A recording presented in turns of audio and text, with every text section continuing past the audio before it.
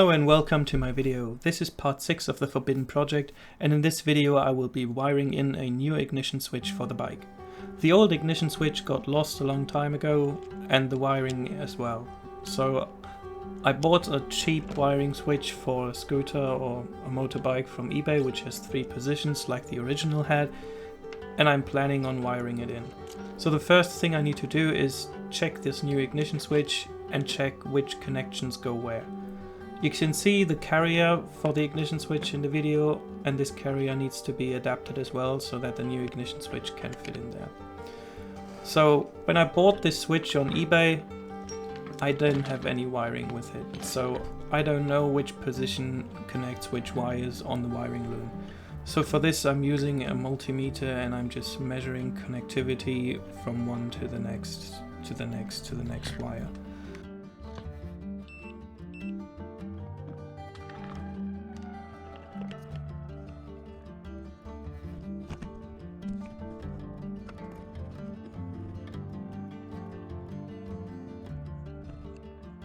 To make things a little bit easier, I stuck little pieces of metal into the connector just so I can grab them more easily and measure the connectivity with the multimeter a little bit easier.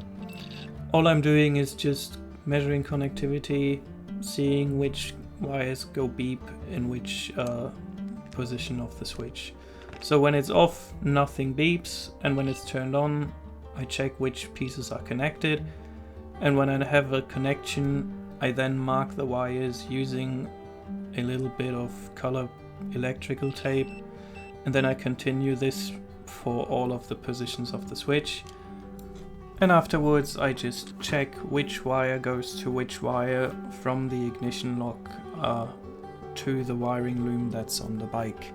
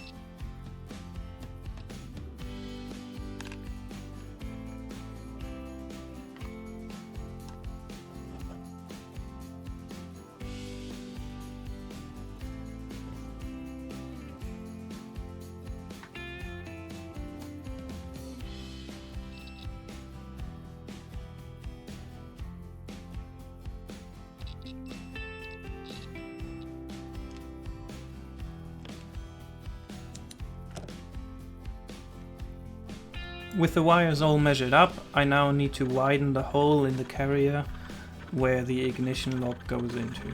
The original ignition lock has a little bit of a smaller hole than the one that I've bought, but it's not too much. So I use a Dremel tool and a file to widen the hole just enough so that the new ignition lock fits into it quite nicely and that I can lock it up with the washer that goes on top.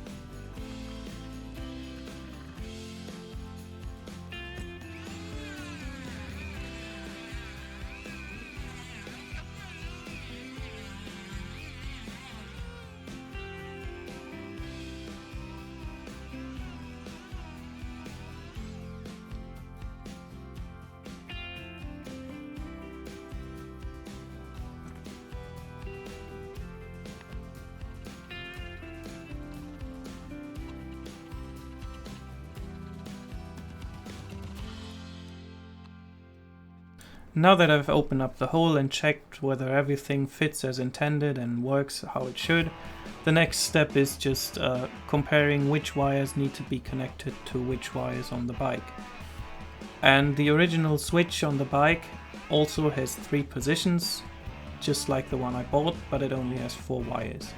After checking the wiring diagram, which has the positions on it, I put this little diagram that you can see here, and I compared which connections need to go to which.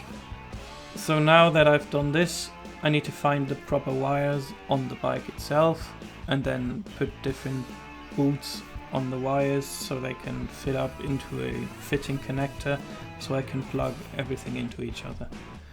A bit of a difficulty here is the wiring loom has different colors from what I found in the wiring diagram online, and this isn't really unusual for older Italian bikes apparently, so I needed to check everything to make sure that the wires go to the same points that I suspect is correct and that the color is somewhat correct. In this case, the grey and black wire that I marked down earlier is actually a white and red wire. I measured on where the wire goes, and it goes to the same places that the other one goes in the original diagram, so I can replace the wires without hopefully having any issues.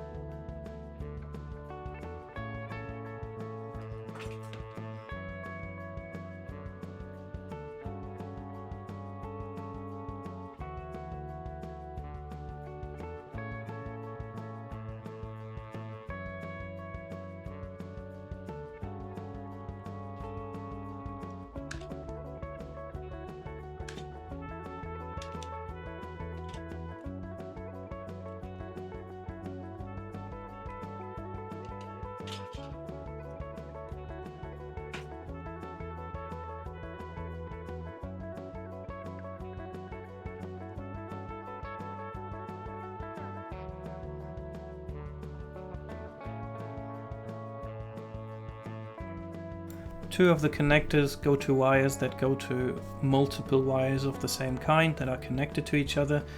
So I need to modify this a little bit so that the wires actually fit in the new boards that go into the connector. In this case, I connected the wires to a single wire a little bit earlier, before the connection was only at the board. This puts a little bit more load on the small bit in between when there's voltage running through it, but it shouldn't really matter too much because this wire should be enough for what's going through it. I then make sure to connect everything properly and solder it on, and after that I put shrinking tube on top of it to make sure it is safe from the elements, and then I just need to put a boot on the end of it and everything should work as normal.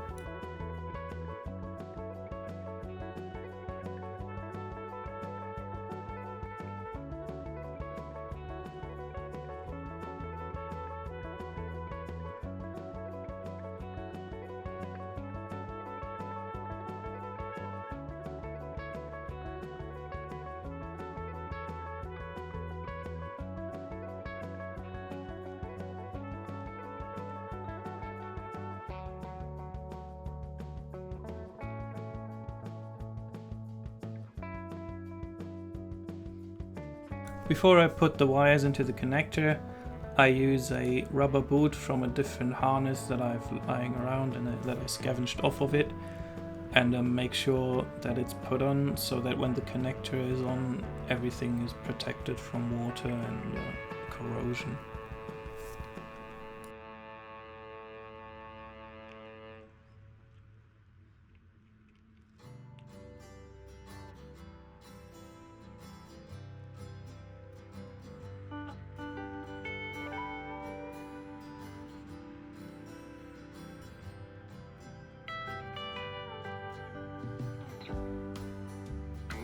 And as a last step before putting on the connector, I just double check the wiring diagram that I made for myself to make sure that I put the wires in the proper places and that the connector is wired up correctly so that everything should work as intended.